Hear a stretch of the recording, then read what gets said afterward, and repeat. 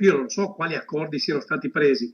Ho visto che Giordani si è candidato di fatto senza partiti, l'ha fatto anche Peghin. Immagino che ci sarà un secondo momento dove si farà come dire, la comunicazione ufficiale con tutti i partiti e le civiche che sostengono Peghin. Immagino. Osservatore attento si definisce Roberto Marcato, che di Padova non è cittadino, ma ha presieduto, sindaco Bitonci, il parlamentino di Palazzo Moroni.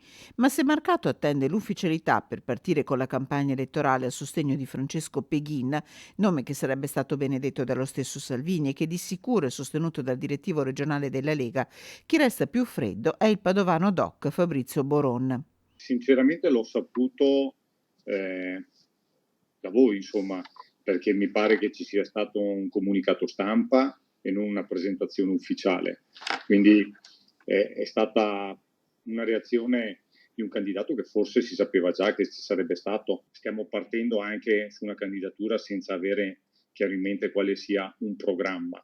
Ecco, questo forse anch'io mi sarei aspettato qualcosa di più. Se questa è la situazione in casa Lega, anche Fratelli d'Italia, che la prossima settimana riunirà il Circolo di Padova, annuncia che sul tavolo dell'appoggio a Peghin, non incontrato sinora dal segretario cittadino Gabriele Zanon, metterà prima di tutto un programma.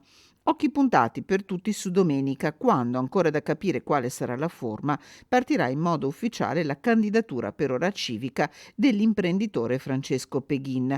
Nel frattempo non esclude nulla Fabrizio Boron. Se qualcuno ha voglia di parlare dei temi della città, dei problemi della città, dei problemi dei cittadini, sono a disposizione. Se questo non avverrà, io sarò sempre dalla parte dei cittadini, quindi nei prossimi giorni, prossime settimane deciderò cosa fare. Chi spera che non accada nulla e che alla fine si converga pancia a terra su Peghin è Roberto Marcato. Io spero davvero di cuore che Fabrizio non prenda altre vie, perché ovviamente dovesse candidarsi per conto proprio, di fatto si mette fuori e dalla maggioranza, ma soprattutto dalla Lega, cosa che sarebbe per me dolorosa. Io non ho mai avuto certezze in tasca, ho solo detto ascoltiamo i padovani.